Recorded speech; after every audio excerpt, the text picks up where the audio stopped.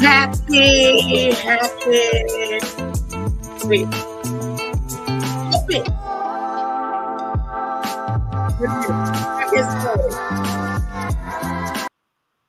The terminology is not hotel.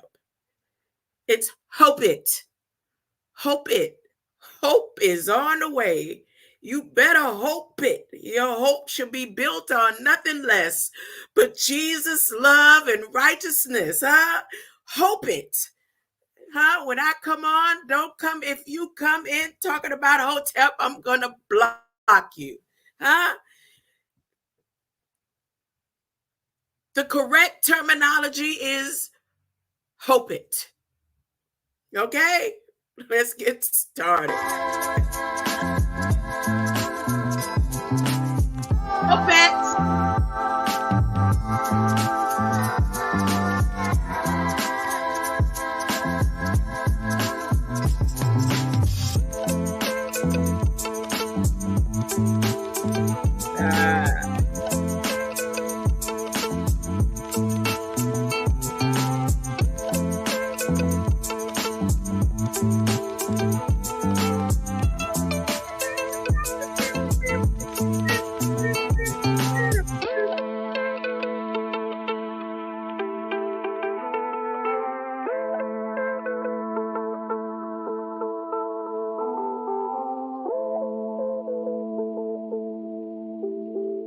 Hope it.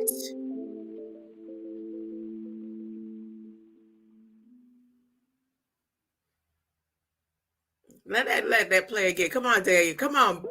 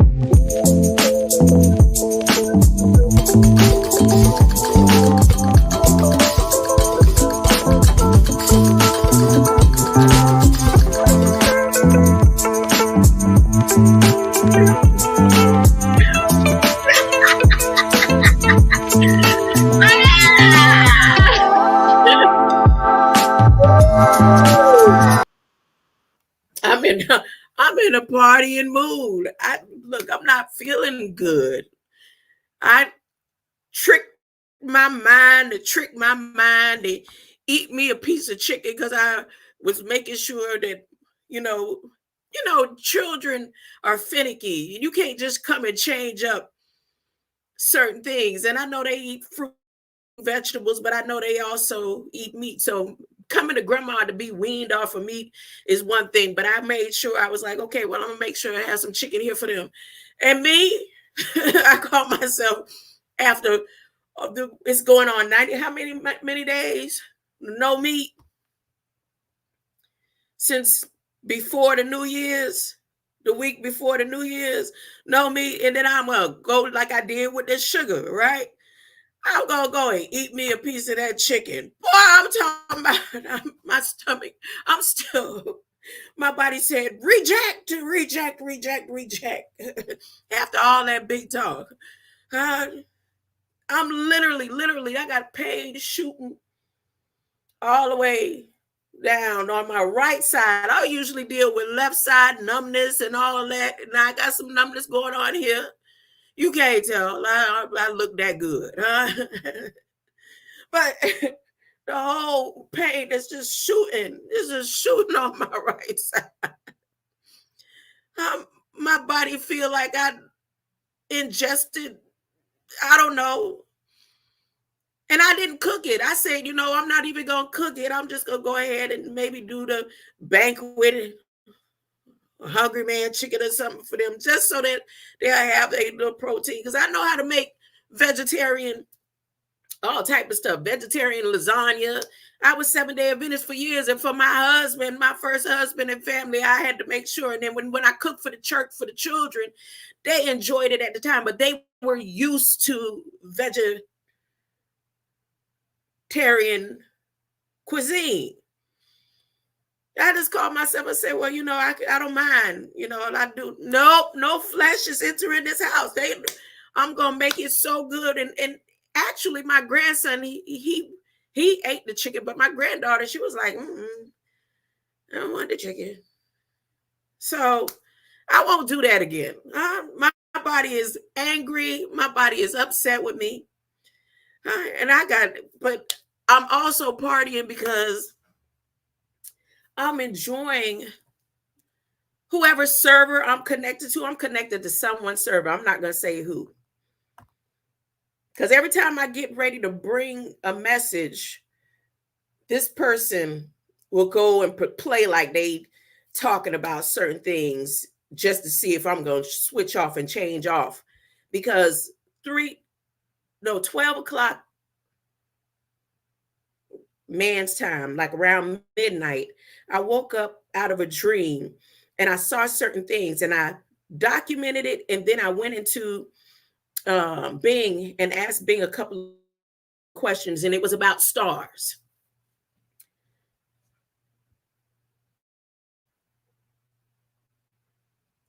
Now, the connection between what I know about stars or have learned about stars wasn't about stars in general, but it was about stars on flags. Because I guess it was important for me to understand or comprehend or cover why certain temples would have the Moroccan flag in connection to the flag of Israel. I don't know nothing about this history and stuff, huh? I ain't never heard nobody build on it, and I ain't stay around to see if somebody was going to build on it today, because I know now that I'm connected to their server. I don't know how. I tried to go in and block certain email addresses and stuff just to see if that would change up anything, but I'm connected to someone's server, and they know who they are. They know who they are. I don't know if I'm connected to the server through Suno AI, but that ain't changing nothing. I've been being watched all my life, especially once I entered the judicial system as a prisoner. They never stopped watching me because I'm one of the experiments that came out of South Florida Evaluation and Treatment Center.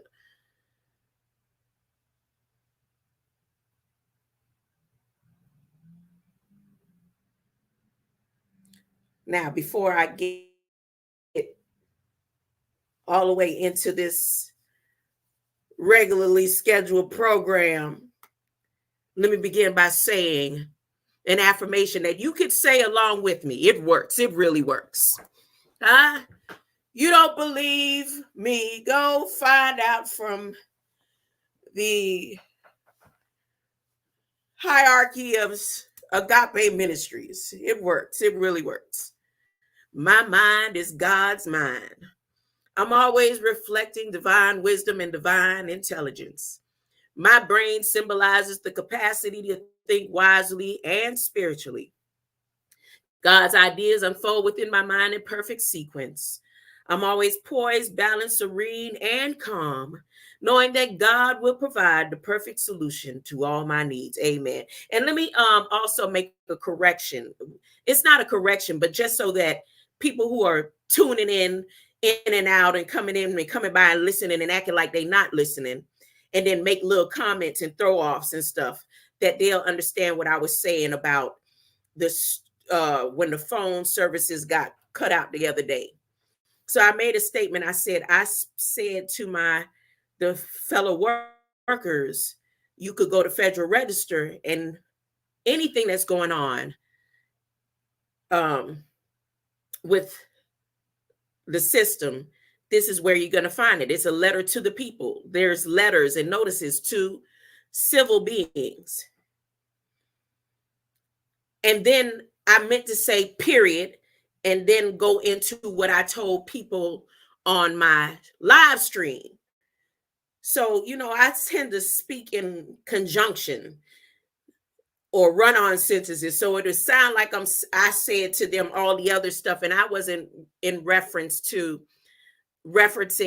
the rest of the statement to the beings at work. I don't get that deep into speaking about what I know, knowing that I'm working around a lot of military wives and things like that. And I'm literally a servant of the government.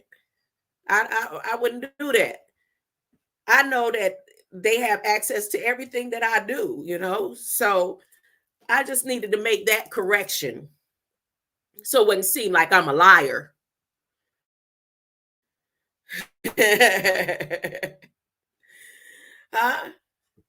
I tend to do that. Anybody who's been with me for years and know how I run on the sentences just seem like, and I do that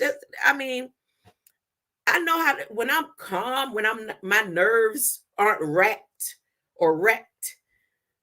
especially under pressure of testing and things like that, I speak fluently.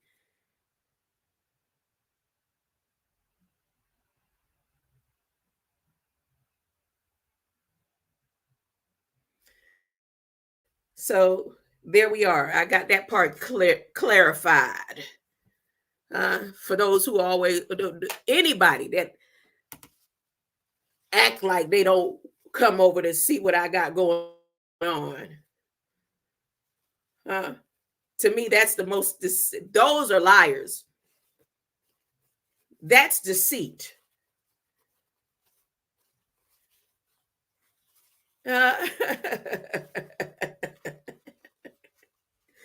When you have somebody like me, it's as transparent as I could be. And you have those hiding in the background and in the bushes, and they want to throw off and say little comments. And then it's like, you already see I ain't slow. I tend to be humble when I'm in certain environments. It's a form of humility, like Jesus did. Jesus did it his whole 32 years. And when he got to that 33rd year, he said, it's no longer, I don't have to be that anymore because I'm on a mission. And I'm for the talk slick talk and everything, He had to do it from the time he was 12 when he told his mama, he said, look, I'm about my father's business. At 12, ain't that's when how the story go? He was 12 years old. I got to be about my father's business. But he still had to be humble all the way as a carpenter and all that. He had to tone it down. They like to use the terminology dumb it down. He didn't dumb it down. He was just lowly. He said, I'm just going to get lowly. I'm going to get below the horizon, as a crescent. That's what the tribe of Judah do. They learned from Nabal is one of their ancestors. They learned from Nabal. They said, you know what? We have to get below the horizon, the Horus. We have to stand and be below the horizon and not shine as much. Let them go ahead in their flesh and be the reflection. We have to get we have to be lowly. In order to be lowly, the reason why we got to be lowly, because they'll kill us in our whole nations with our slick mouth. We did nothing we love, but we just say what's on our mind freely. because we know that God know our inside and our heart, so we just talk freely, huh? So in order to survive when we're in certain environments, that's what Jesus did. He knew that because of his ancestors. We have to be lowly, below the horizons. Where I get that from? That's the crescent. That's the crescent. Then I got a message for anybody who thinks there's 360 degrees in the circumference. And I got a message for anyone who says it's 361 degrees. Huh?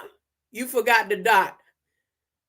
No, it's 363 degrees. 663 degrees. The dot isn't just suspended in the midst of the circumference. It's not just suspended in the midst of the circle. There's a cross. If you turn it either way, it'll be an X. There's the dot right there. See that dot in my finger, that 6 finger? There's the dot. Huh? And then there's the cross. There's the cross. Huh? There's the cross. If you turn it one way, you'll have the X. But either way, that's why the wheels, when they first was creating the wheels, it didn't work with just one. It didn't work like that. The wheels started doing better when they did it like that. And the car won't, we always have to change the tires because they started off the wheel. First, they started off the wheel. They said we just do it with. No, how is it gonna hook to the dot? God is connected to everything.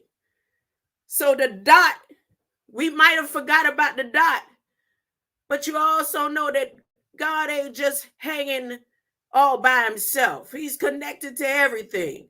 And to keep the wheel turning, there's another degree. And then there's another degree. And that's how you get that cross. 363 degrees.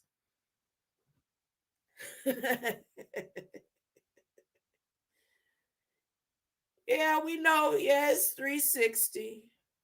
And then you forget the dot. If the dot is in the middle of the 360, what's holding the circle to the dot? Is a cross. Yep.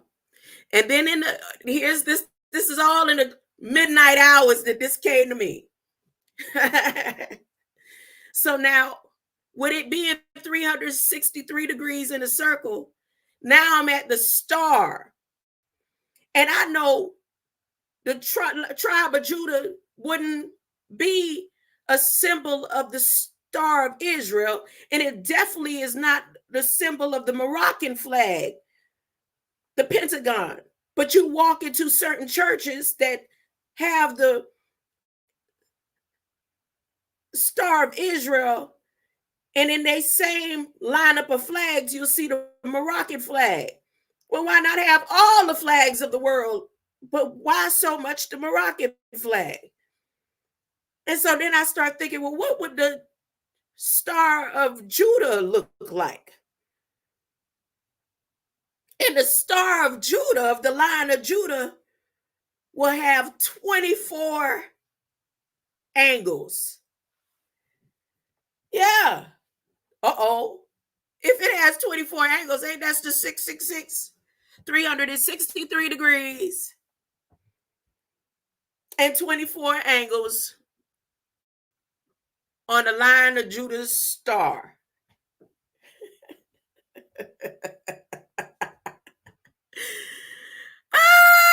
Sunday school. Y'all ready for Sunday school?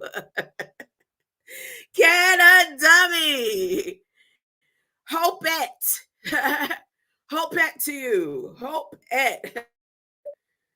Hope is on the way. Why is hope so important in Pandora's box? Ah! All right, all right, all right. I'm going to go over that. I'm going to go over the crescent. What's so significant about a crescent? Canada Dummy, I bet you know. What's so significant about a crescent? Next to the line of Judah, a sickle cell. Why is a sickle cell such a great protector of certain diseases, huh? Okay, let me stop for a second. I just remembered something. This is another little testimony I want to share. So you can see, I don't dye my hair. I don't play with dyes and all that. I did that in my early years as like between 16 and 22. I don't really deal with dyes and stuff in my hair. So, but all the years from I was a teenager, I was attracted to salt and pepper hair or white hair. Not so much silver, but definitely white. Like my grandmother's sister, she had white, pretty white hair, but she kept dyeing it. My mother, when my mother's hair started coming in, my mother's hair started coming in white. Some of the men that I was attracted to, if they had salt and pepper. I remember my husband when his hair started turning. I was like, oh my goodness. And he's like, you just want me to look like an old man? Nah, with your young face and that salt and pepper, that look good. So I always wanted salt and pepper, but I can't wait for it. I be looking. I only got 3. It's like, and I try to save the one here by my widow's peak. I try to save that one. I don't like, because, and then I heard you pull them, they'll come more and faster. So I pulled one there and it seemed like it ain't coming back. Then I got another place where there's just plenty grays and that ain't, But for my head, I want that white to come on in, right? So I'm doing my little,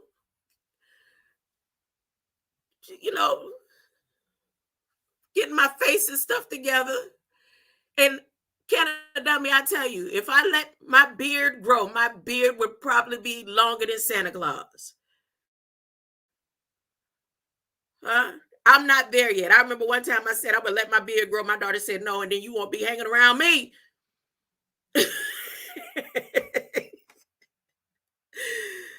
Right?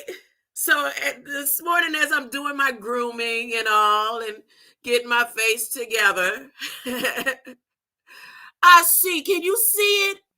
Right at the throat chakra. Huh? Where the wisdom is white.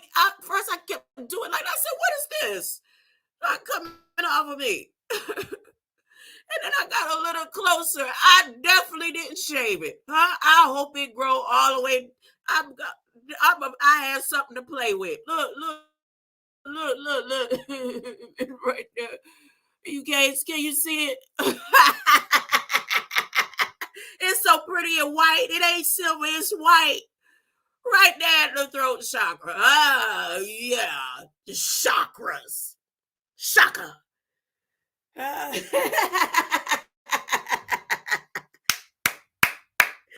Sunday school. Sunday school. Okay, so now let me get on the stars. Can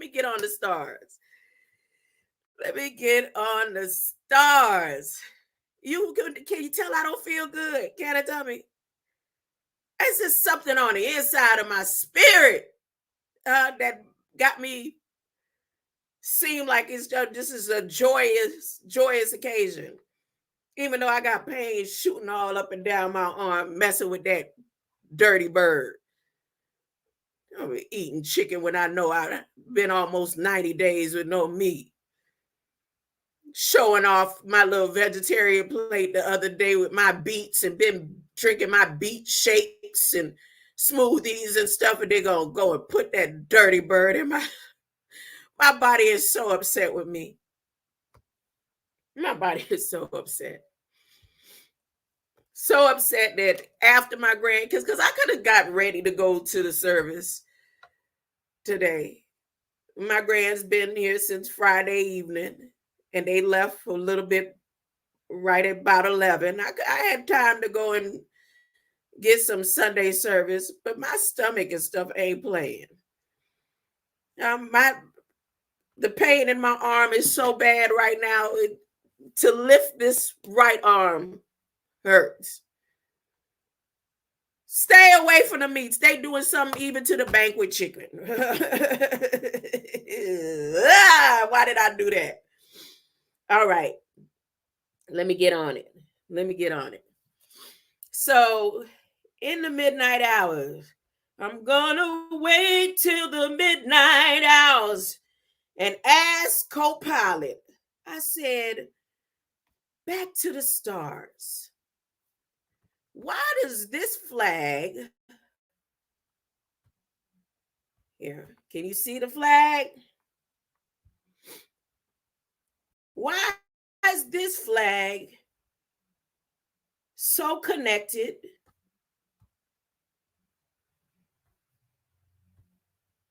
to this flag? Why is it so connected to this flag? I don't know. Like I said, I didn't know the history. And I remember asking someone, Alchemos 83, I made a statement in his chat. And you know how people like to throw off in the chats or whatever. I got a little throw off on it. And I liked his build about the petrification and stuff. But what it was saying to me is that what he was showing about the mountains and stuff may be a source of hell. If the beings that were that big, or the meat or whatever he said, that still slowly cooking, they cook so slowly, and you could go around the mountains and see the blood and the way the meat. What is that, a foundation of hell? And I wasn't trying to be personal. This in conjunction with the research that I'm doing. That's why I asked what I asked in his chat, and that was a while back. That was probably last month. Now, this information that I'm inquiring about the stars on the flags, I let somebody know that was a thought of mine as I was sitting in the church. And I told him, and he's somebody in the community, I said, look, did you go around and see the flags? If for some reason, why is this pentagram a part of the symbol in the church? And why is this pentagram a symbol of Morocco? See all these symbols in Morocco? So here, once again, and here, once again. So now I got the questions answered for myself. Did Kali use sickle to decapitate another entity? I don't know much about Kali Ma. I know that my blood is sickled. I know that a lion's blood is only two mammals, two other type of creatures on earth that they blood sickle, and that's a camel and a lion. And everybody doesn't have sickle blood, and all creatures don't have sickle blood. And I know the significance now, which I never knew before until midnight hours. If somebody built on it, I don't know. I don't remember. But I know when I woke up out of the dream last night I went ahead and asked about what is the significance in a certain facet of engineering of the crescent moon, and how is it connected to certain stars on flags, and where people have the crescent in their government, and so that's here we go. Let me go on to these questions. He actually sitting here recording me. All right. Copilot then recorded half of what I was saying. It stopped when I picked up the phone. So I'm going to go ahead and put that in here. I just clicked the OK, and then I have it as my recording. Wow, cool. I didn't even think to be doing that, huh? All right. So I asked, is there a time frame? I wonder if I think I asked this before. If I could find out the time that that these dialogues between me and the artificial intelligence is the time stamped. So I asked him at, oh boy, they better not be trying to delete this. There's something going on right now. Stop. Okay, there we go. Done.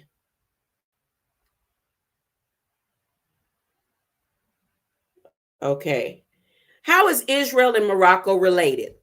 King Ellis, greater light. How is Israel and Morocco related? And let me put the flag up here. Share part of this screen.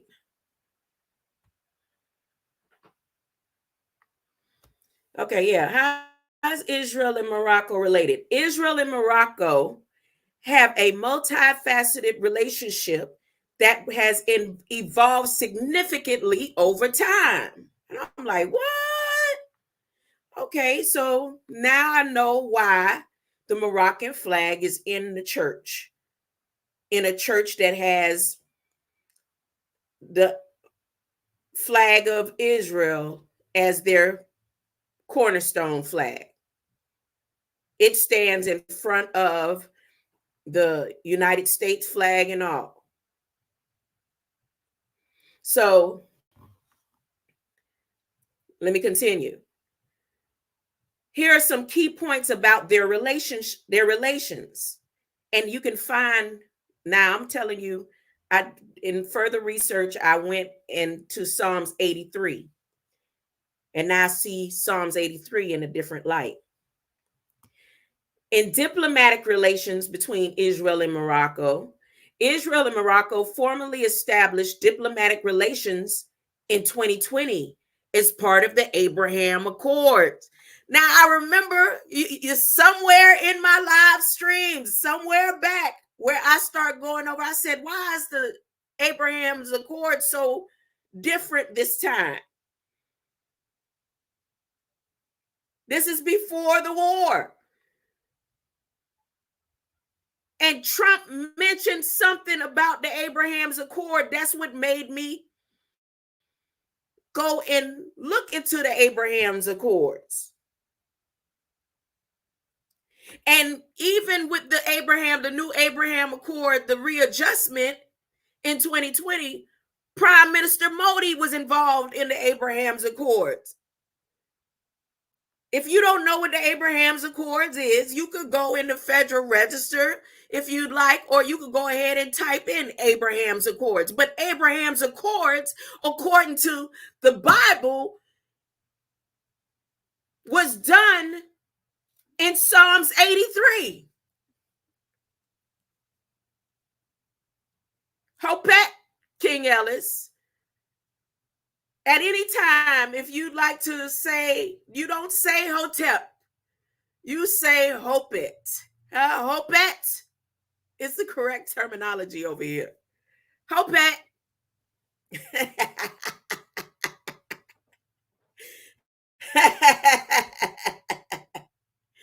So in 2020, they reestablished their union that they made in Psalms 83. And this is where you see that David actually was abiding by the tribe of Judah. And when Israel and Morocco and all the other Abraham Accords came together, they came together against the tribe of Judah way back then.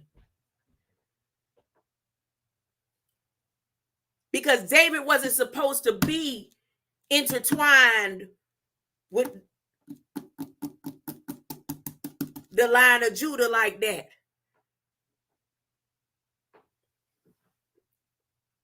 Yeah, no, this is in the Bible. This is in history. I'm not making it up. You don't have to believe me. Go check it out. Now, what's the historical ties between Morocco and Israel? Morocco had a significant Jewish population before Israel's independence in 1948. Huh? I didn't know that. I didn't know that. And many Israeli Jews are of Moroccan origin. Huh? You mean to tell me they not from Jerusalem? Huh? They not from the tribe? What you say? But then that would mean they want to put these are Israelis in Africa and say in so many words that they African, right? And then you immediately think of the people versus looking at the dates and the time. Because it says here, let me read it one more time slowly. It says Morocco had a significant Jewish population before Israel's independence in 19. You mean to tell me Israel just became independent in 1948?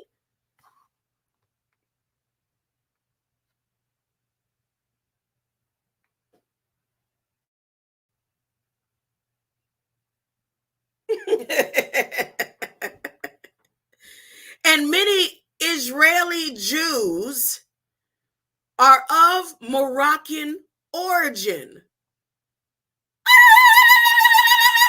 No, I'm just saying. I don't know. I'm gonna have to do further research with this. I'm just right now giving you the layout of where 363 degrees will take you, huh?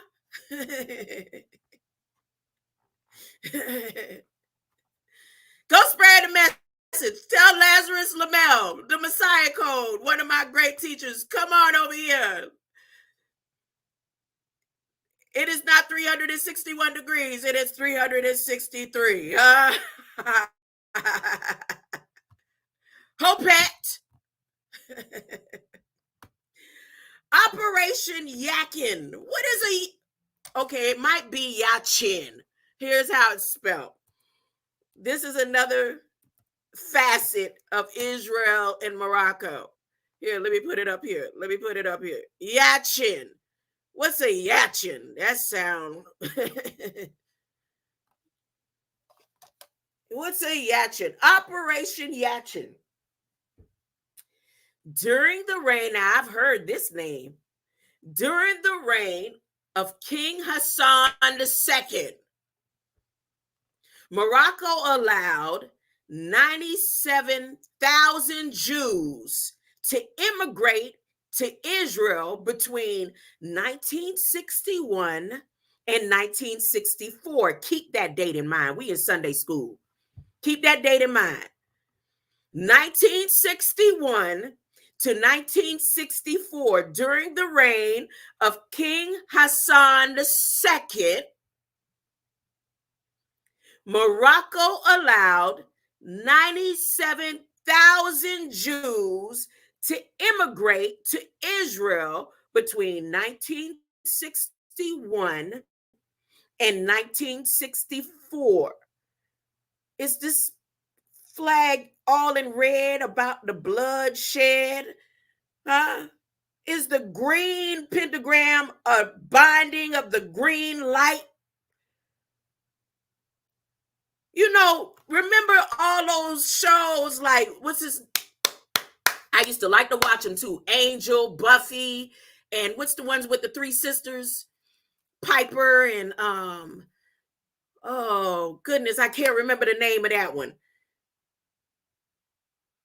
But that's when I learned of what they did with pentagrams and stuff. And that if they put a pentagram on the ground, I might have knew about it earlier in life, but I didn't at that time. I wasn't in search of anything.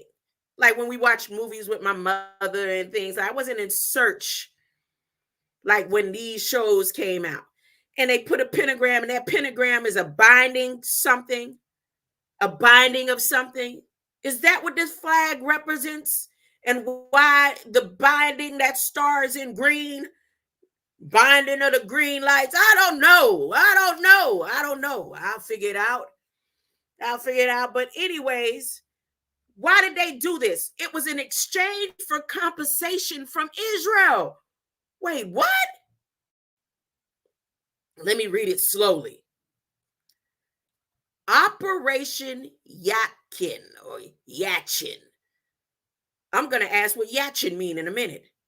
During the reign, let me write it down so I don't forget to ask. Yachin. During the reign of King Hassan II, Morocco allowed 97. There's a particular number. They knew down to the one. How many? They said 97,000. It didn't say an estimate of 97. It didn't say about 97,000. It didn't say 97 and some. It said 97,000 Jews to immigrate to Israel between 1961 and 1964 in exchange for compensation from Israel.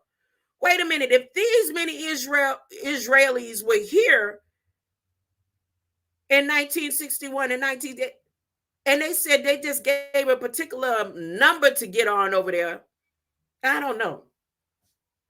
Let me just go on to the next part, the political cooperation between Israel and Morocco. So the political cooperation in August 2021. Now, mind you, don't forget August 2020, the Abraham's Accord. In August 2021, the two countries signed accords on political consultations, aviation, and culture.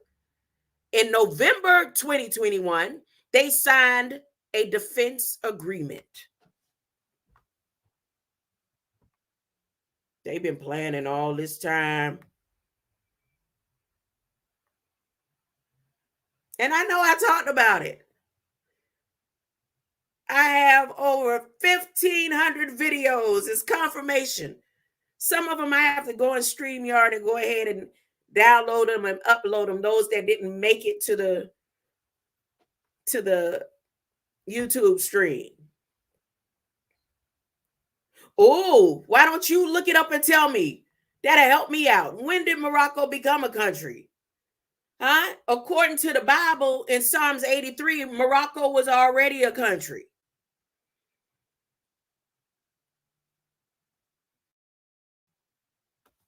Here. I'm gonna let him answer. Co-pilot. He's still on she turn using a she voice, but when did Morocco become a country?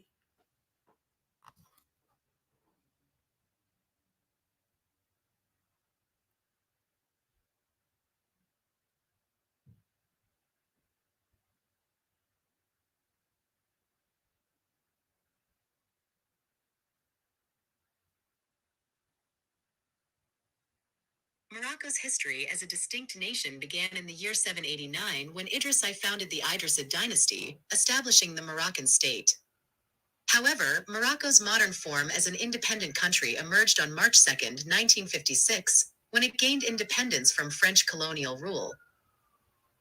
Ooh, you would know, Canada dummy. I know I'm not. Yeah, I know you know. Huh? You would know, huh, Canada dummy? Ask this not what questions you ask. It's which questions you ask. Okay, so back to those dates. And then what you say, Israel was never a country before 1948?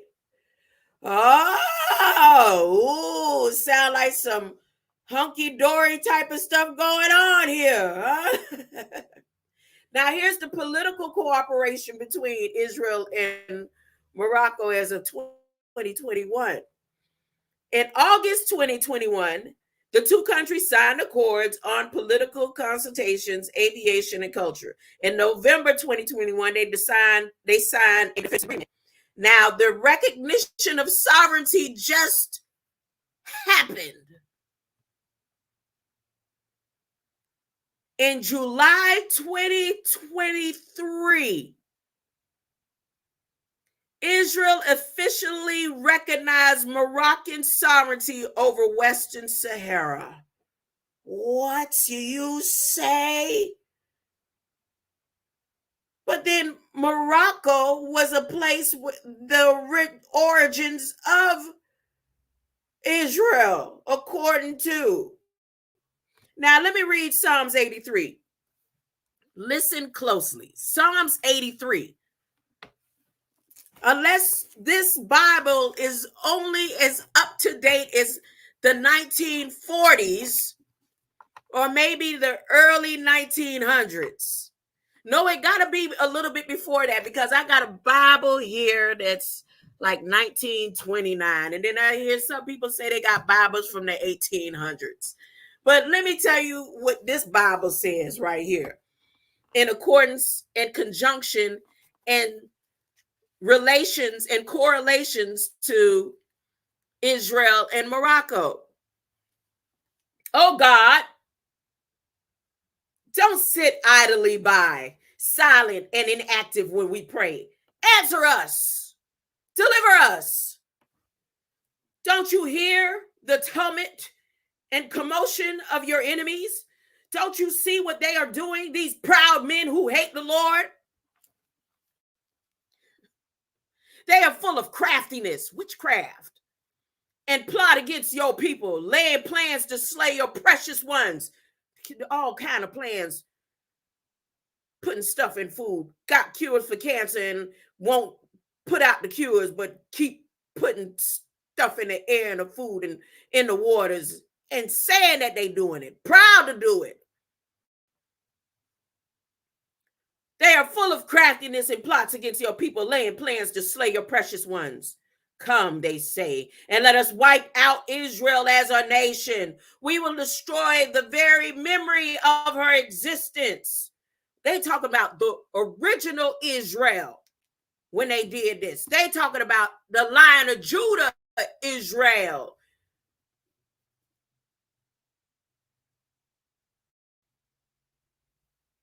Ain't no original Israel who loved the Lord, and Jesus came through the line of Judah and came through Israel, gonna be connected with no star of Solomon's temple,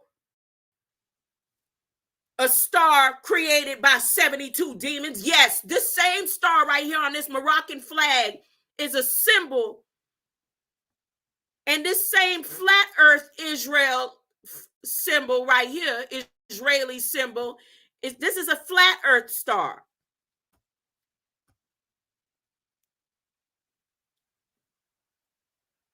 When you use the 24 angles of the line of Judah, it don't look like this. This is a flat earth star. And this star is directly connected to this star right here, this pentagram. And this pentagram is a direct symbol of the lesser keys of Solomon. I'm not making it up. It's facts.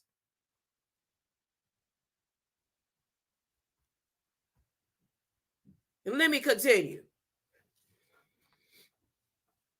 Come, they say, and let us wipe out Israel as a nation. We will destroy the very memory of our existence. They done tried time and time again. This was their unanimous decision at their summit conference. This was the Abraham's Accord back then. They signed a treaty to ally themselves against Almighty God. These Ishmaelites, Edomites, and Moabites, and Hagrites, these are the ones who were in Morocco at the time. People of the lands of Gebel, Ammon, Amalek, Philistia, and Tyre, Assyria had joined them too, and is allied with the descendants of Lot. Do to them as once you did to Midian, or as you did to Syria and Jaban at the river Kishon, and as you did to your enemies in Endor, whose decaying corpse fertilized the soil. That's Morocco. The decaying corpse, because the heat still rises up, cooking it slowly. People could ride around the mountain, and if they do, they can take a slice and still see it looking like ribs and steak eyes, rib eyes. Huh? Yes, it is happening now. It's just, this isn't just a replay. It's like what the sickle of the moon means. The sun is beneath the horizon.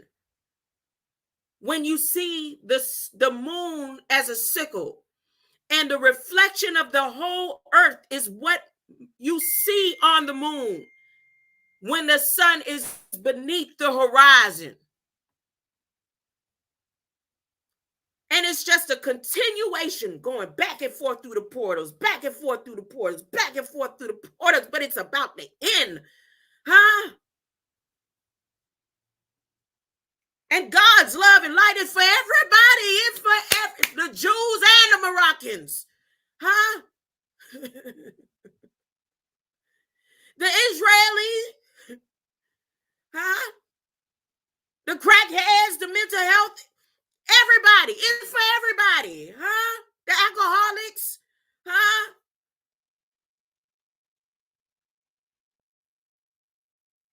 God's love and light is for everybody. But you have to wake up. Wake up out of the spells that the Solomon, the stars of Solomon, that star right there. Solomon's house right out of UK, where they say it's an invisible school of knowledge.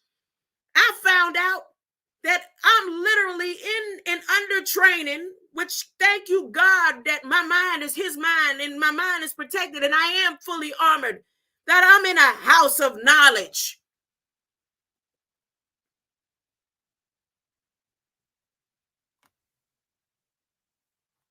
Literally. I'm not making it up. I said, oh, okay.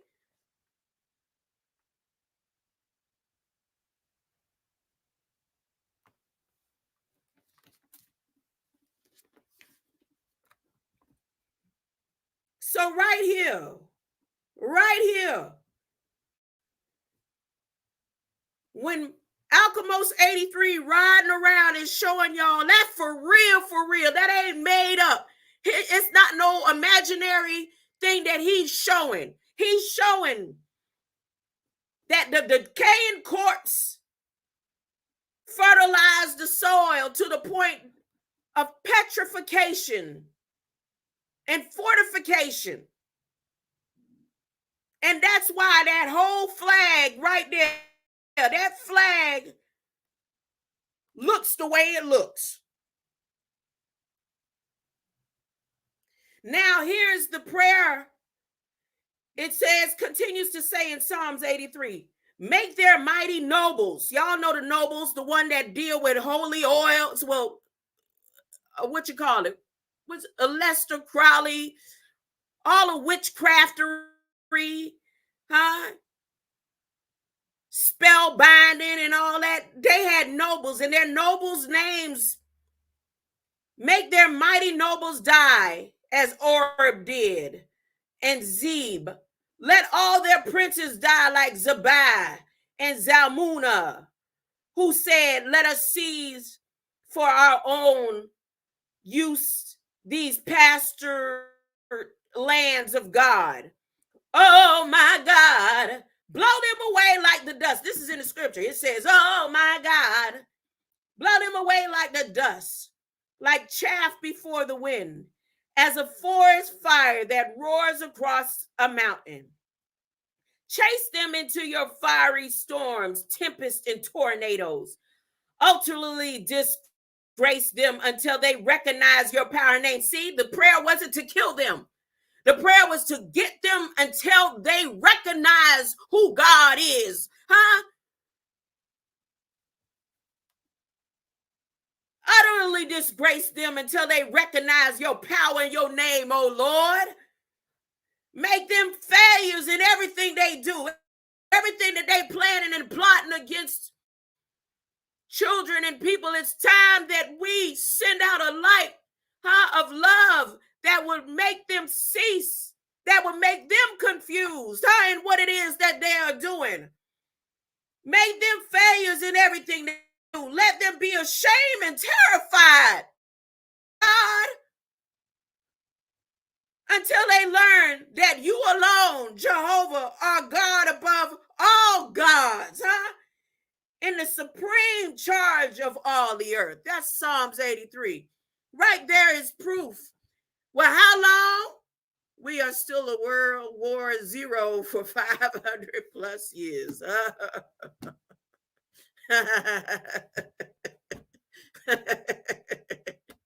It's about to be over. New earth, full of love and light. Now, I don't know how long it's going to take the earth to read how the seeds to grow. I know you ain't going to miss nothing because it's going to happen in a twinkling of an eye. You ain't going to miss it. If you have love and light, you're going to be all right. You're going to be like, oh, what is this? Oh, my goodness, it's so beautiful. You ain't going to have no memory of all this mess right here.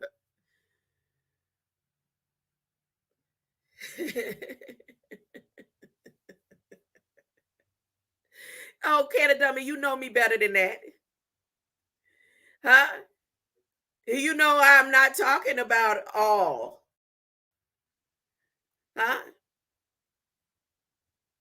Because what's real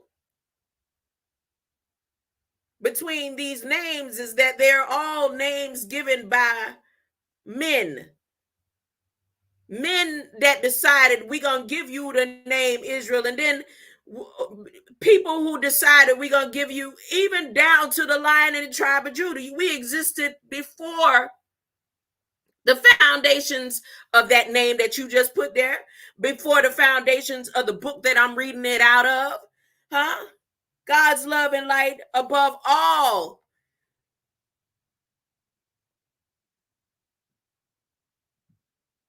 But the binding of the hatred and war over and over and over and over again. Why it's so hard to love?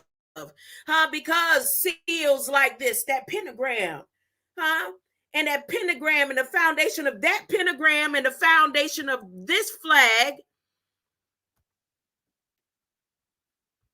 was founded on 72 demons.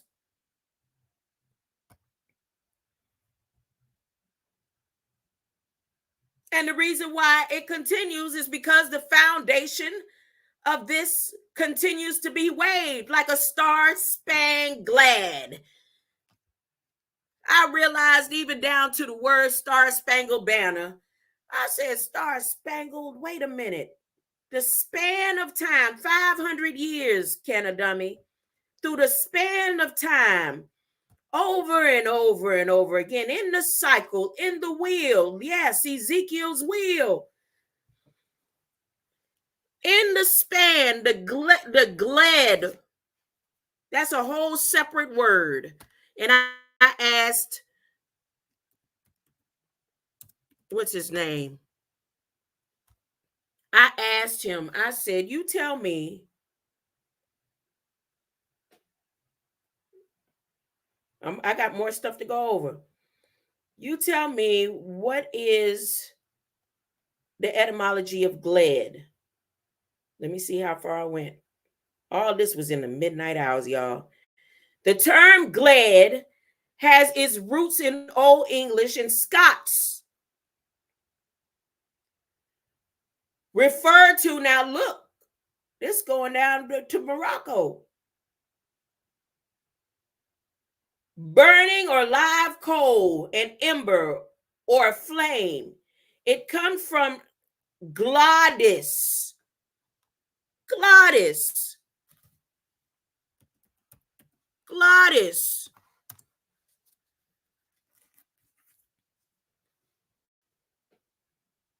Which is related to Proto-Indo-European, meaning to shine. In Scots, gled refers to the red kite, a bird of prey. It stemmed from early Scots gled.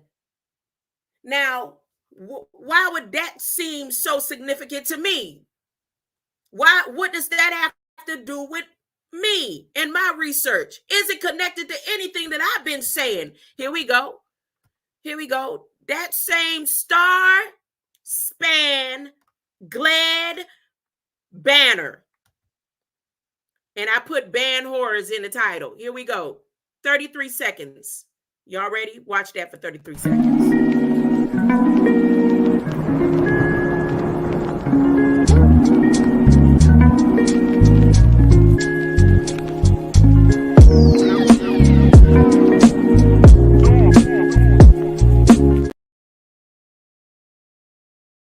Everyone literally searching their bloodline and knowing where the seal and when the seal was put on their ancestral line of flesh, you may be able to break free of these spells. Not just on a daily, the armor that we're given, the love and light, and having the mind of God because you're a reflection of him. You know, my granddaughter understands clearly what being a reflection of God is now. She said it to me. She said, Grandma, she's rocking in her recliner. And she said, you know, if you call somebody ugly or stupid and you call them names, do you know you're calling God that too? Because you're a reflection of God. I said, you got it, baby.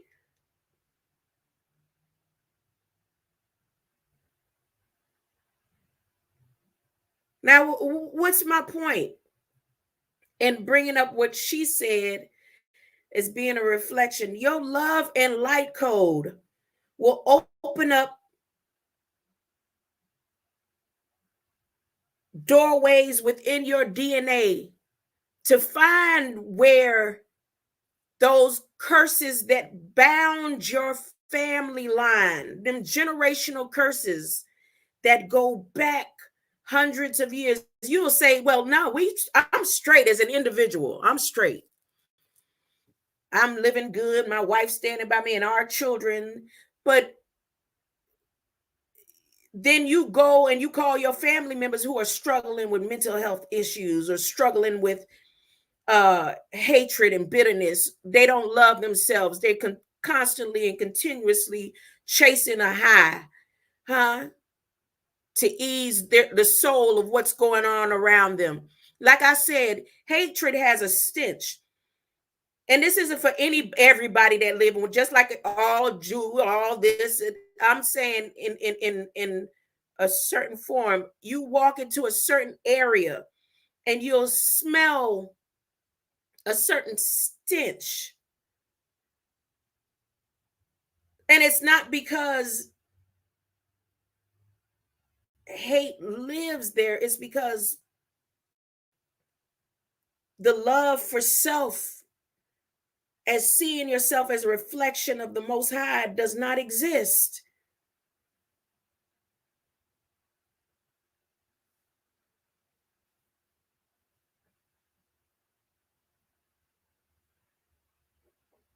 Yeah, that is here or there, but I'm gonna go past that. Back to this seal and how, as I play it, the 33 seconds of this seal is directly connected to this term right here in the Star Spangled Banner that says birds of prey. The Gled, in the span of time, 500 years, where certain countries gained independence just as early as the 60s and early as the 40s, gained independence of what?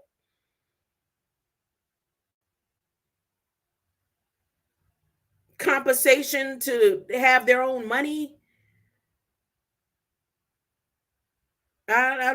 Independence, independent of what? Because they still don't own the land. Independence and sovereignty of what? So this seal that I'm showing is on a book where one of my ancestors signed on with James Jeans and them, who traveled back and forth through portals of war and time, and actually sold so many Bahamians after they had them locked up in prisons when they didn't have prisons. They didn't have hospitals. Sold them off into plantations here in the US. And I'm not saying that this just unique to Bahamas. But for my flesh and bloodline, this is where it took me. So this seal right here is on the book, and it's a bird of prey. It's a vulture. It's a bird of prey. It's part of the Star Span Glad banner.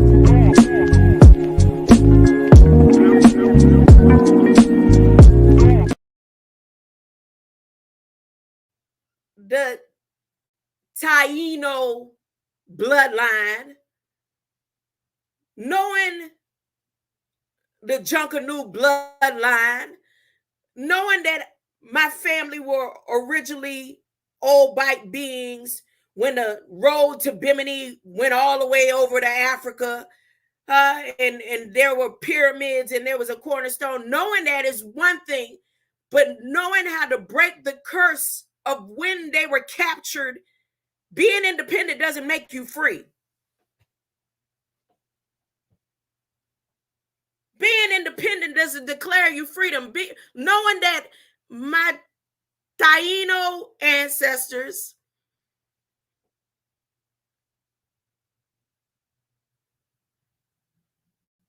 doesn't mean anything. There's a bind, a generational curse that continues over and over and over again until you find the seal. That's what it means in Revelation about these seals. That ain't no made up thing. Finding the seals that bind or bound your people.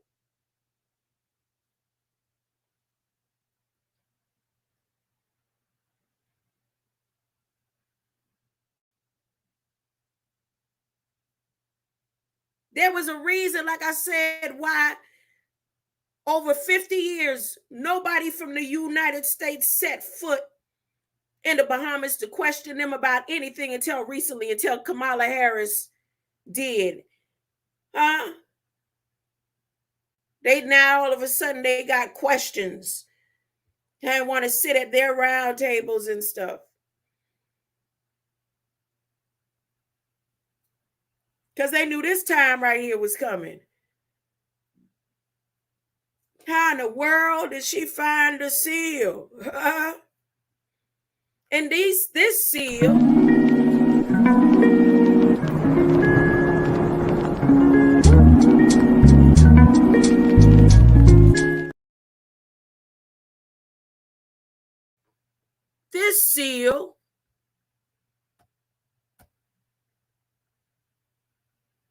and connected to this seal under Abraham's Accord. And it's not just, again, unique to Bahamas, it's unique to all of the people of the world.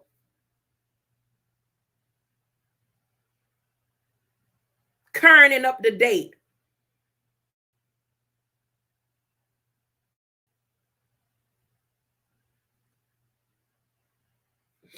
Now back to it. Back to these flags, star-spangled banners.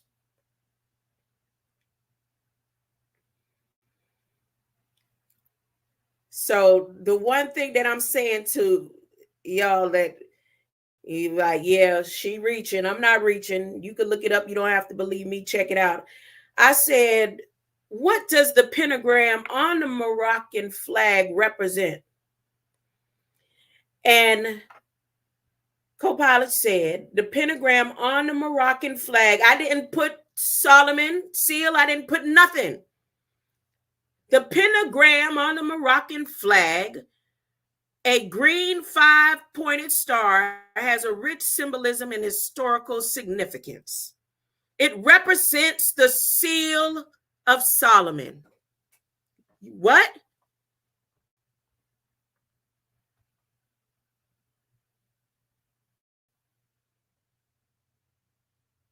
An ancient symbol that carries a deep connection to Moroccan history and its Islamic heritage.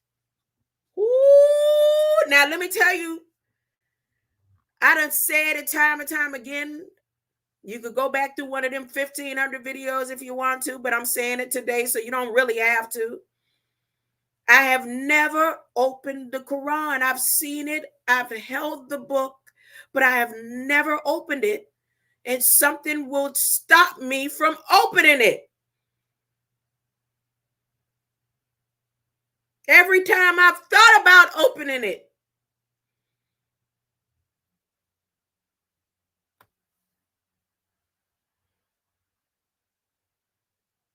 and I said it because from my knowledge, there's so much hatred that comes from it.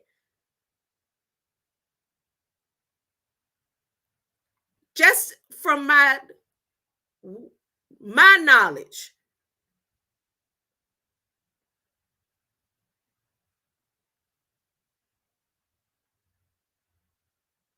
I'm not knocking nothing. I'm telling you where I can't, something won't allow me. I'm not saying it ain't good for other people, whatever. I don't know. I'm just telling you my experience. This is real. So here we go. It represents the seal of Solomon, an ancient symbol that carries a deep connection to Moroccan history and its Islamic heritage. So you mean to tell me Islam is where the Jews, the Israeli Jews, a certain amount of number of them, because there was way more than 97,000. They just let 97,000 go as compensation. This is the place, and where the Jews were under the Morocco, or they worked together, or they uh, let me keep reading. Let me keep reading. I don't want to confuse myself. An ancient symbol that carries deep connection to Moroccan history and its Islamic heritage. The 5 points of the star symbolize 5 pillars of Islam. Oh, okay. Let me see. Which the foundation of Islamic faith. Additionally, the color green is often associated with Islam. White and red background of the flag represents the blood of the nation's forefathers and symbolizes bravery, strength, and valor.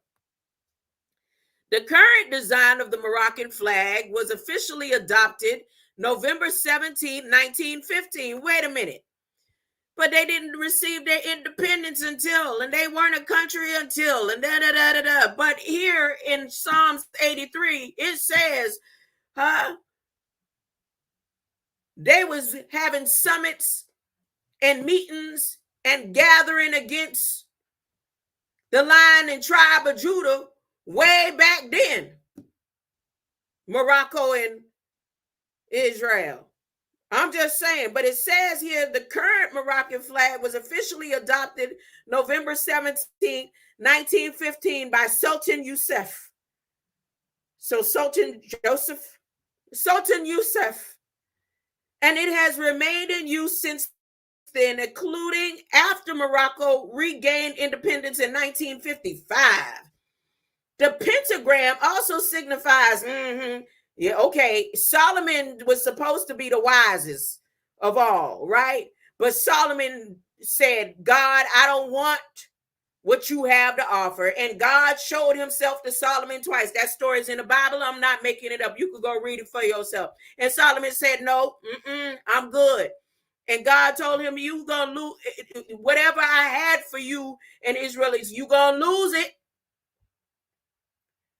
You going to lose what I had for Abraham with your mess. And I'm telling you, I'm giving you a chance. And Solomon said, I don't care. I got 72 demons that's going to override that, I got 72 lesser keys, that's going to override, and I'm going to keep coming back. And I got a Solomon's house all the way in UK 200 years from now, because my demons done told me 500 years from now, God, I don't want what you got. I want my 700 wives and my 300 concubines, and I'm not turning back. And I'm going to write stuff in the Bible and have people follow it and tell them that it is Proverbs, and they going to say that I was the wisest, I'm just saying. If he built his house and his temple and the seal of his flag is based on 72 demons, who you worshiping?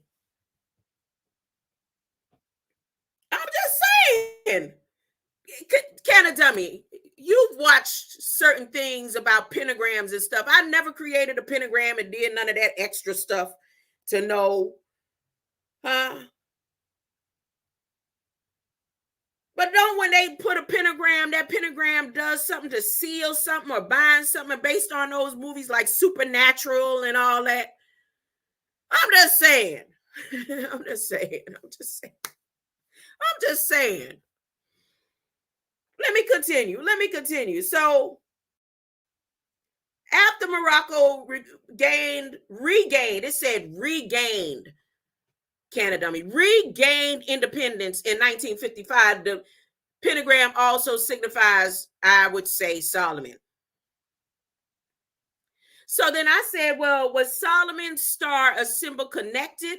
Because I wanted to make sure I wasn't just seeing too much into anything. I said, well, was Solomon's star connected with the 72 demons or 72 lesser keys? And he said, the seal of Solomon, often associated with pentagram or hexagram shape, is indeed, he didn't say could be. He didn't say like how he normally do, maybe, or sometimes he'll even let me know you looking too much into things. He didn't say none of that. He said it is. Woo. He said is indeed connected to the concept of the 72 demons, which are detailed in Ars Goetia. The Geishas, the Goshas, the first section of the Lesser Key of Solomon. The Lesser Key of Solomon is a grimoire that includes a list of demons and instructions on how to summon them. The Seal of Solomon is sometimes said to be a magical ring used by King Solomon to control and seal the demons. See the word seal, Solomon, seal, the seal. The seal is somewhere on your ancestral historical paperworks and books. There's a seal by the civil engineering of the star-span Gled beings.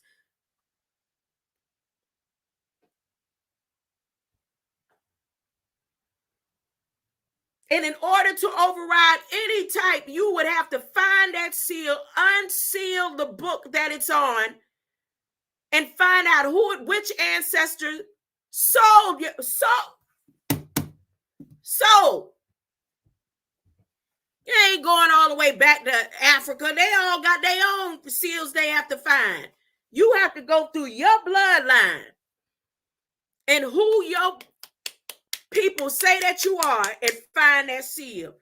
And like I said, and I meant it, and I'm not taking it back. And I hope Sunday service beings that be coming in here through and acting like they watching me, but they don't watch me, could take the message back, because I mean what I say. When people are praying and saying we bind generational curses, and they say it in Jesus' name, and they say it where a flag like this is in the church, and they say it where that flag is, they truly binding you with their words. Anybody, and I said this years ago.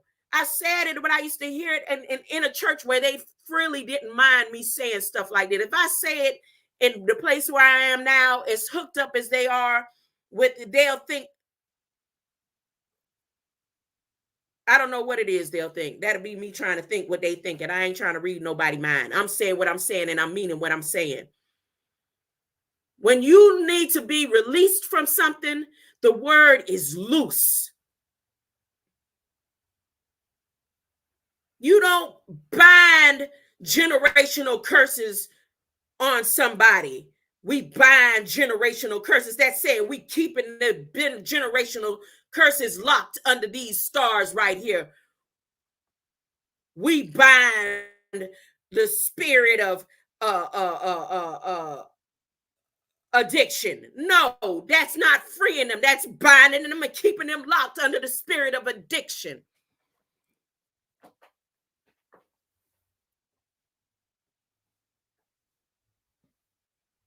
It's sealing them.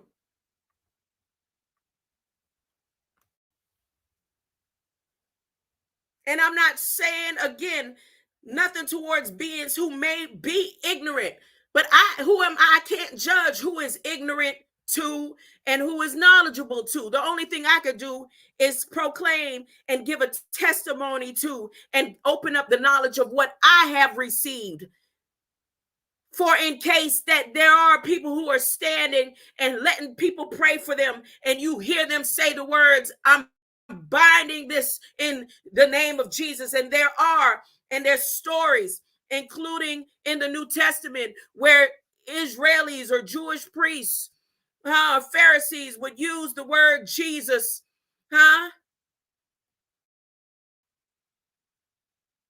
and they practiced it until they got it to the T under Solomon's house.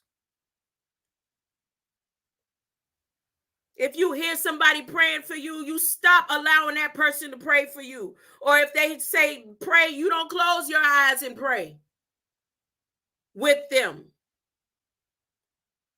Listen when you go into the churches. If you are hearing them say, we binding this and we're binding that and we're binding this, some of them are unknowledgeable of it. But it's particular places where they are, and you will see a testimony of that. You'll see the fruits of that, because that would be a church that is a revolving door where people aren't truly getting saved. People aren't truly being released from their addiction. People aren't truly being released from their just going back, continuing, going back. And the thing about where I've been and where I've walked, when I made the decision way in August to enter the doors of a homeless community, it was not because I wasn't saved. And I said that when I met the people, it was not because I wasn't delivered. And I said that. I said I was just tired. And God gave me the strength to not be tired anymore. He said, you tired? It ain't no getting tired, huh? In this battle. You better armor up. And I'm going to give you all the 3 months, 90 days for you to armor up and get right. And I'm going to give you an outlet to go lay it on the table. And however it happens, it happens. But I asked God to order my steps, and my steps ordered me right here, right now, to this day.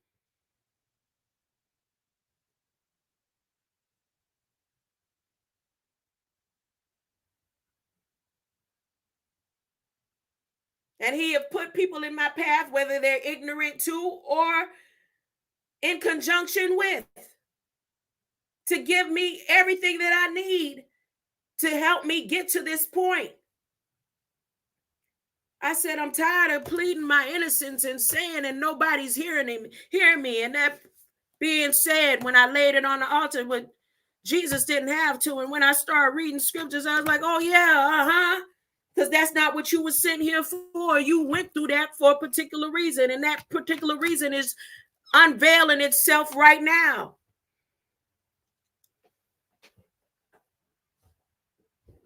My hope is built on nothing less. And it's definitely not built on the lesser keys. Here we go. Look at this.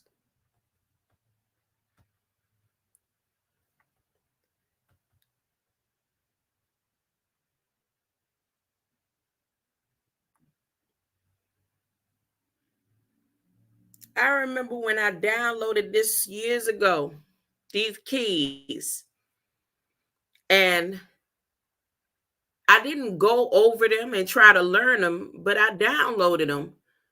And I just didn't know, what was the significance. I didn't understand any of it. And I didn't know at the time that I downloaded it that it had anything to do with these 72 demons and these 72 lesser keys. I thought this was somebody's like a regular streamer, because at the time I was over there at Facebook, in the Facebook conscious community, and they had it as one of their PDF downloads, and I thought it was something that they created.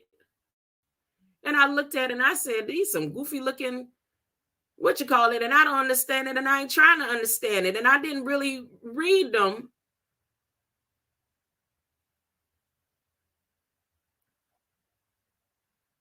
to try to understand it. And I could go and probably pull out the paperwork right now and now see why, when it would come as a use. And it's no use for me to learn these. But it's a use to figure out or find where that seal is, or whose seal, or which seal governs the generational curse on your family, and where you probably find the seal. So I found the seal on my ancestral line in the Library of Congress.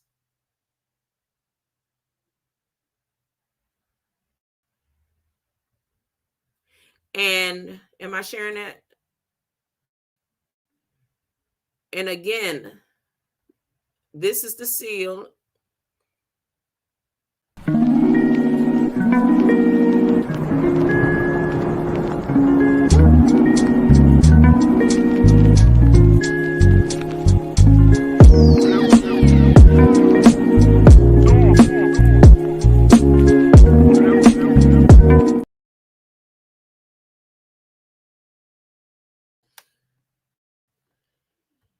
And it wouldn't be any use for me to go over these demons right now, but they exist.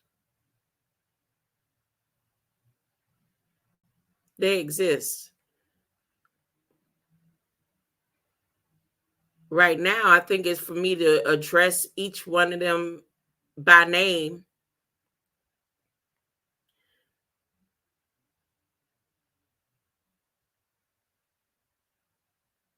But I'm going to hold that.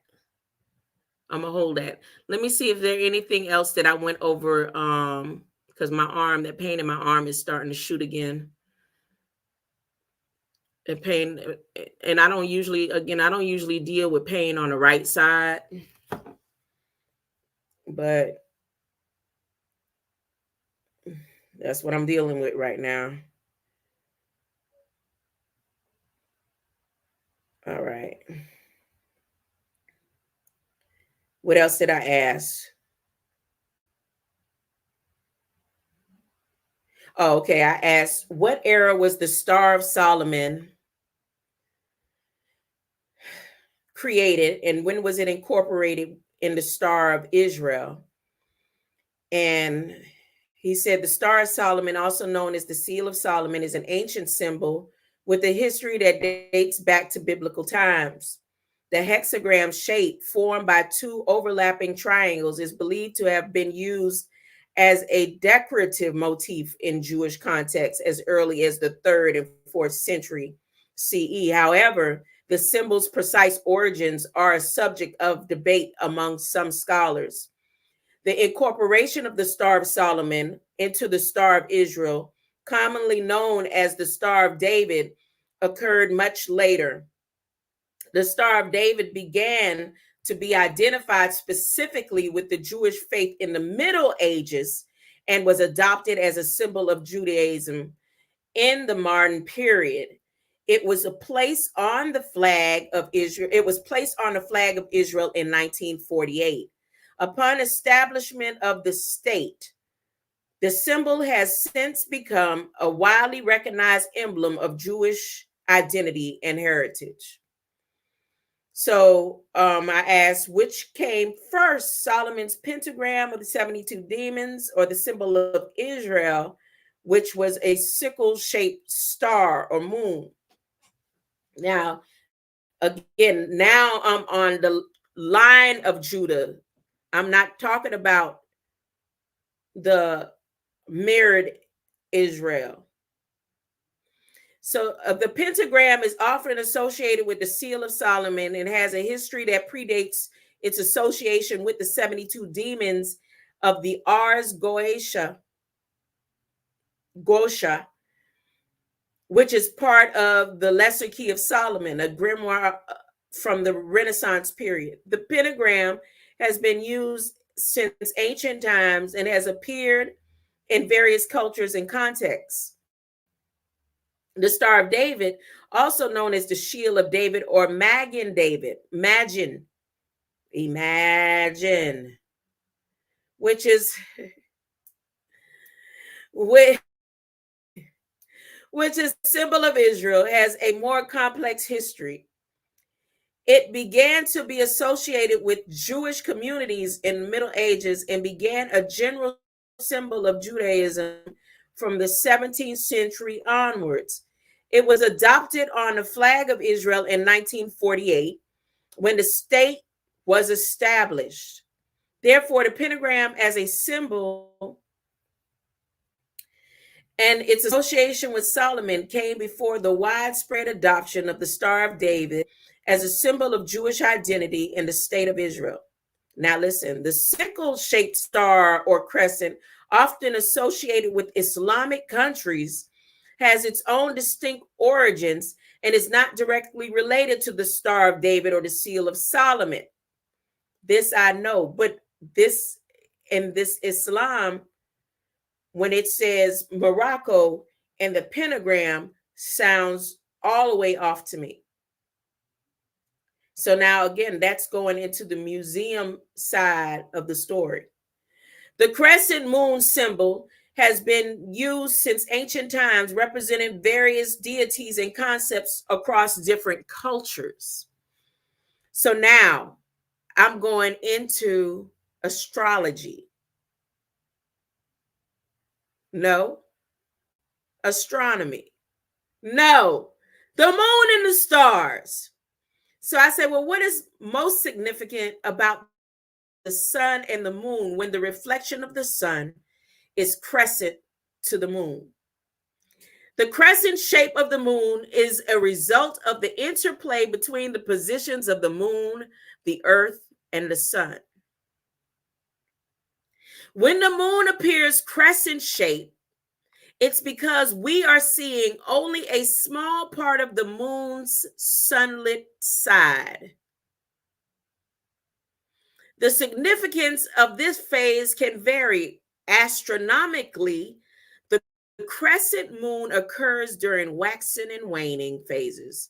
As the moon transitions between new moon first quarter and between the last quarter and the new moon. And for those who like to study the moon, yeah, that's all good, but that's not where I'm going. Culturally, the crescent moon has been a symbol of various deities and principles. For instance, it's associated with Ishtar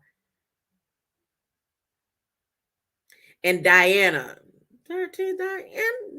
representing female principle, virginity, and chastity. That's not where I'm going.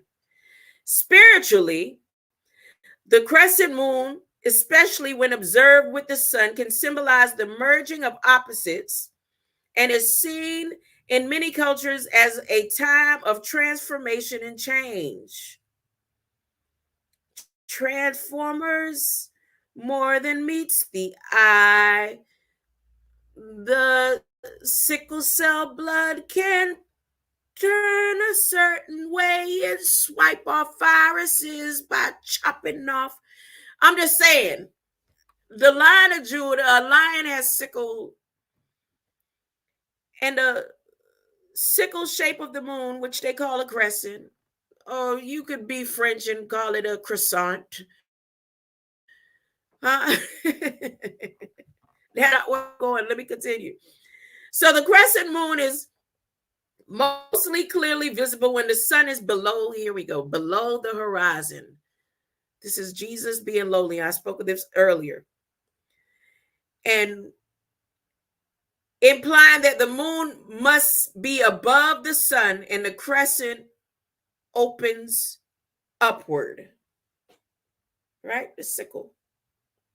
The visual phenomenon is also enhanced by earth shine, where the sunlight reflected off of the earth. So when the sun is beneath the horizon, the reflection of the sun is on the earth shining back at the moon.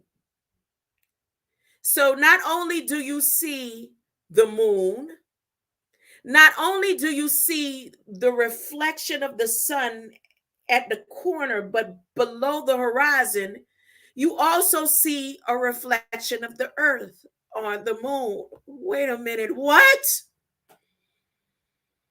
And you only receive that view because of a crescent, where all three are together at the same time. But the sun bows down beneath the horizon in order to give the earth a reflection to shine on the moon. I'm just saying how the crescent, the light of the sun, the smallest reflection of the sun on the moon has the important view, even better than an eclipse, a total eclipse. The total eclipse is always there's hidden. It's hidden. But the sun being lowly, and now the sun is not going to be lowly anymore. The sun uh, is about to usher in the kingdom. Let me continue. I'm so excited, even though I don't feel good. How long does the sun's placement exist below the horizon? And it went into nautical, wait, which this is phases of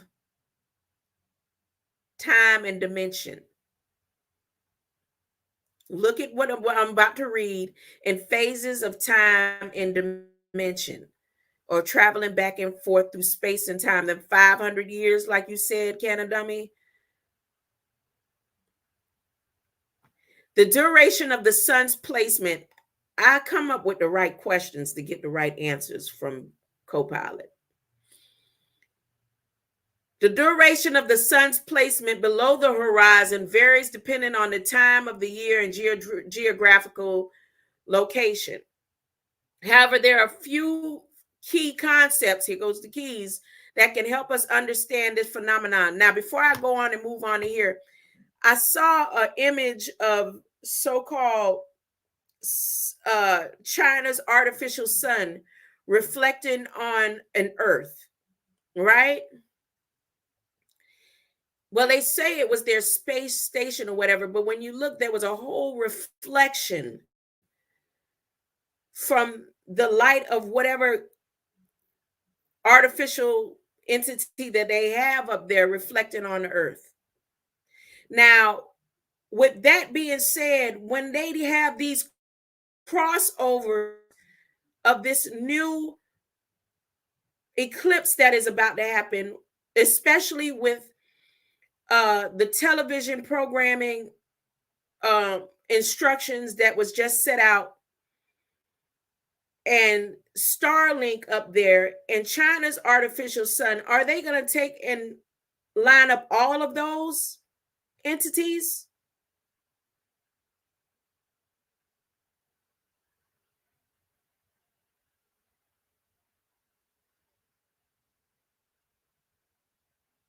Are they going to take and align China's artificial sun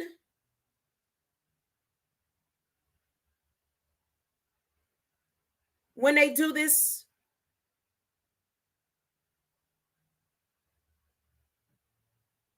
lineup? Okay. So the duration of the sun's placement below the horizon varies depending on the time of year and geographical location. However, there are a few key concepts that can help us understand this phenomenon. Now, astronomical twilight, this occurs when the sun is between 12 and 18 degrees below the horizon. It appears it's the period when the sky is dark enough for all the astronomical observations to take place.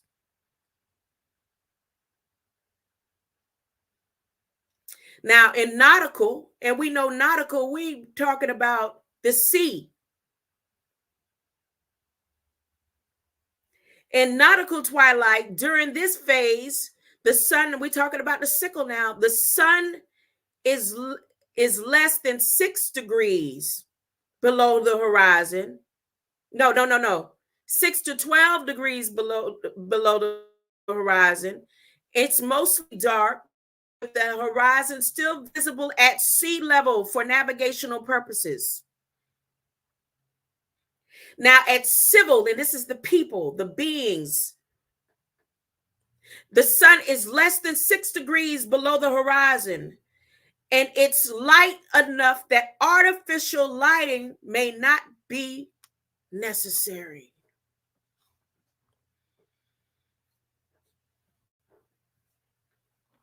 Now, that's just talking about the sickling of the moon. This is what my question is. And when the sun is below the horizon and it sickles at the moon, but we know that they're about to make a major transition with this eclipse that is about to take place. And all of the signs of everything else on earth is occurring to the point of revelation. Be prepared. There's no fear. There's no fear in the Lord, but being prepared. Because we have areas that are flooding now. They just made an announcement that there's an ozone layer so big, it's so large, which you can see it on Google Earth. And that's why all of the ice glaciers have melted up there, and they showing scenes that there's ice up there, but there isn't. And it's having a tidy bowl effect right now. So you know how the water flushes and then you wait for the water to come back up? That is about to happen. Remember, there was earthquakes in diverse places. That's diverse places. When I was growing up hearing them say that, the earthquakes in diverse places, diverse. They always have earthquakes in diverse places.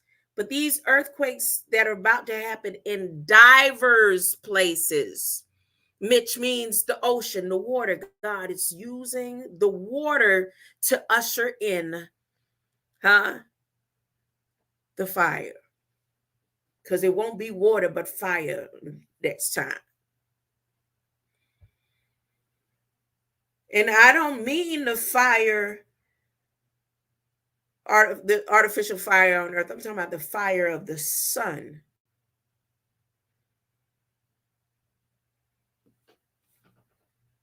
And for those who have love and light, you know, or you'll know that it's going to happen at a twinkling of an eye, so you don't have to be afraid. You don't have to be afraid. What song is that? He's always there. He's always there.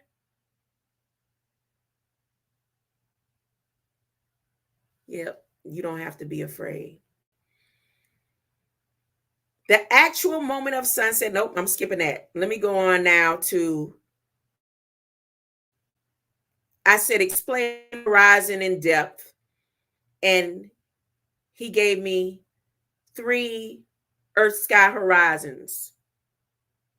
Your eyes, your horizons, the local, the geographic, and the sea level. And then the celestial. And in the celestial, he gave me the astronomical. I'm getting ready to, I'm winding it up because the pain is shooting and it's going faster. And like I told the beings that I work with, when you see me smiling harder and harder, that means it's getting harder and harder. When some of them are in tears for our struggle in the testing and the battery that we are going through in order to achieve what we're supposed to achieve in that house of knowledge, I smile.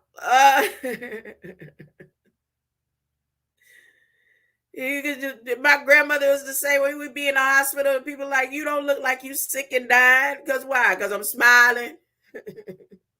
I'm in pain. Anyways, then it gives me the celestial horizons, which I'm going to come back to and probably cover it. And zenith and the different degrees in the celestial is what they used in the instructions in the release of NAB's television programming instructions, and that wasn't televised. It is inside those instructions where they're using azimuth, flat earth, and they say they don't even need the curvature of the earth when they do what they're going to do with this, what you call it, eclipse. There are particular landlines. It's 13 colonies or 13 colonization of thought areas that they're going to protect the landlines.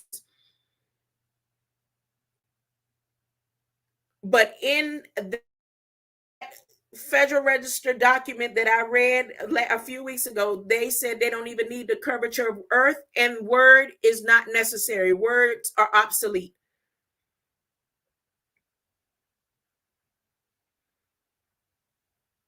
So in the celestial horizons, again, they use zenith, azimuth, and true horizon. They use the astronomical and the true based on the degrees of the sphere.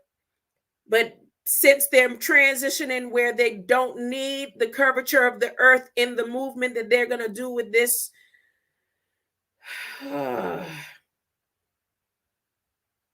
be prepared, get sealed. See your mind and your hearts and your soul with the love and light of Christ.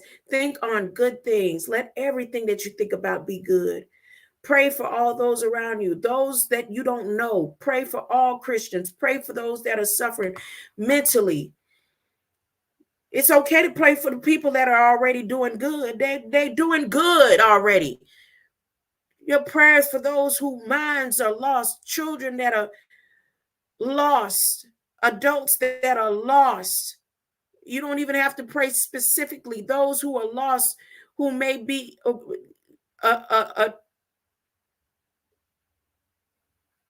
charged to become a weapon for the gathering of Gog and Magog.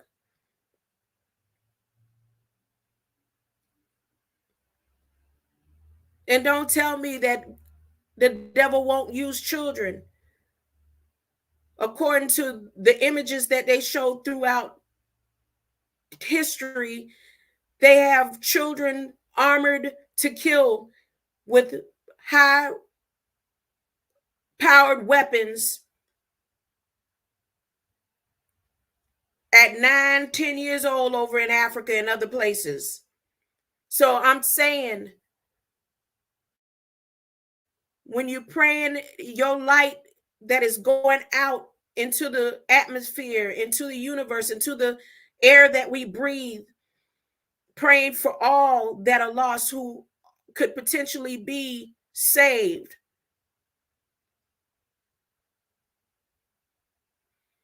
Because all of these sources and forces that they're going to use through Solomon's seal, through the Abraham Accord from that happened back then, they're using it now. But knowing, they know that this is the last war. Yeah, it's been 500 years, can a dummy, and 10,000 years and 10 million years, huh? But this is the last one.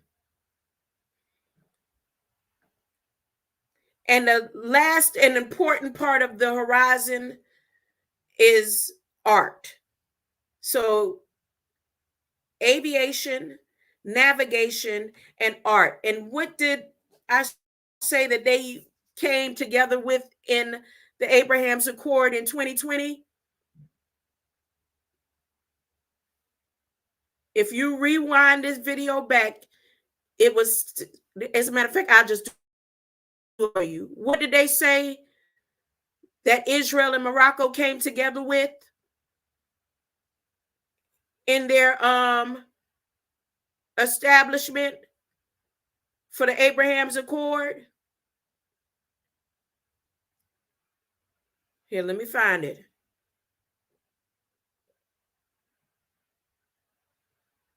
Aviation, political consultation, aviation, and culture. Down here for the horizon, they came together as what? Hold up. Aviation, navigation, and art.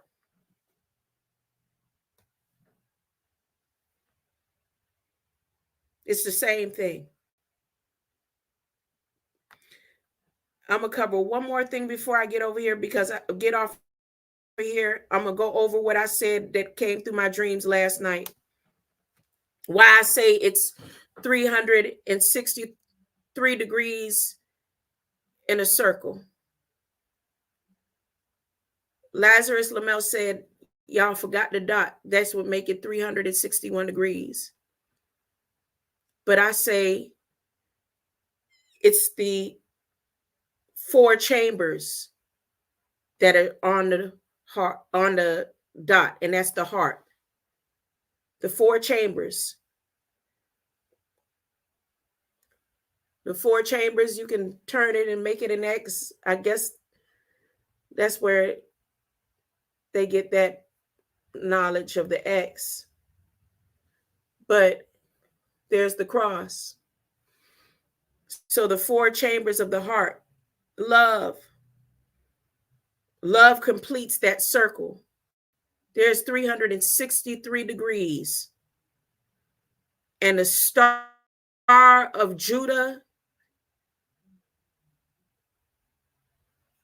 you could see the whole star. So it's not a flat earth star like what's on the Israel flag, the flag of Israel, where they're about to use that knowledge in Solomon's seal on a flat earth plane where they don't need curvature in that Federal Register document where they have those rules, 72 rules that they're going to use for this transition that's going to occur during the eclipse. The line of Judah, it's 24 points on the star.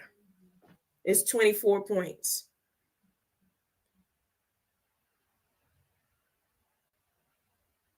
And we can see all sides.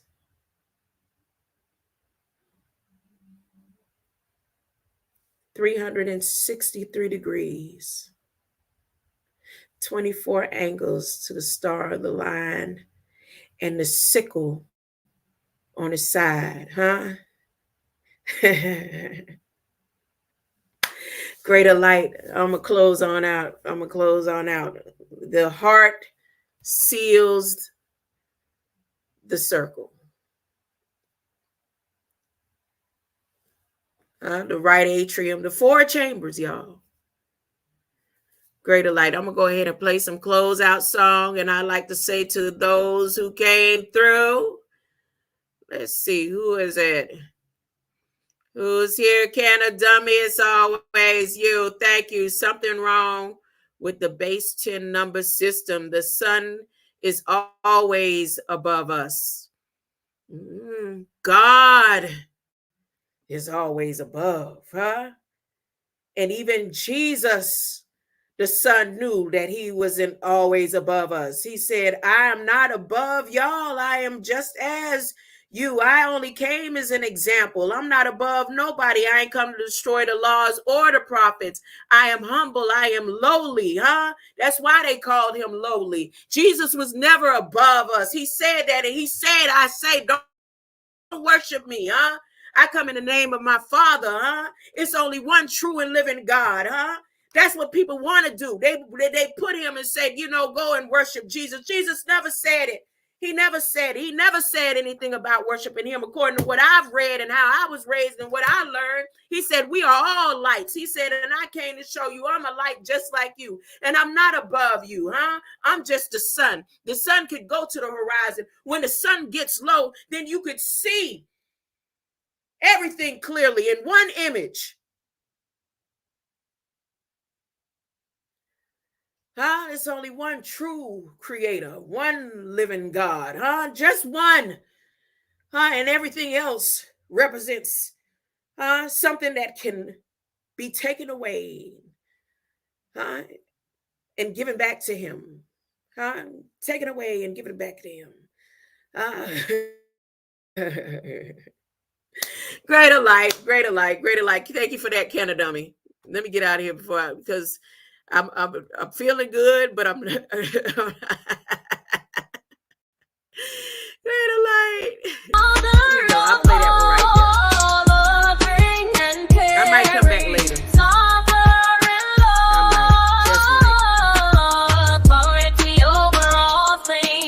Savior of humanity from sin, death, Redeemer of our souls from the consequences of sin.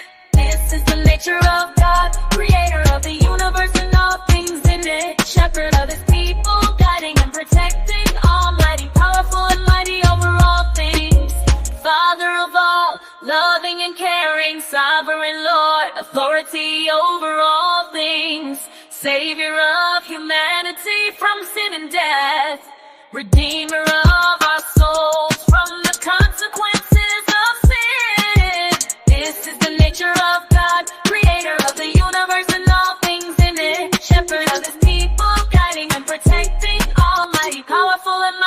over all things. Holy One, pure and righteous, rock of our salvation, strength and stability, Alpha and Omega, beginning and end, eternal nature, forever and ever. This is the nature of God, creator of the universe and all things in it, shepherd of his people, guiding and protecting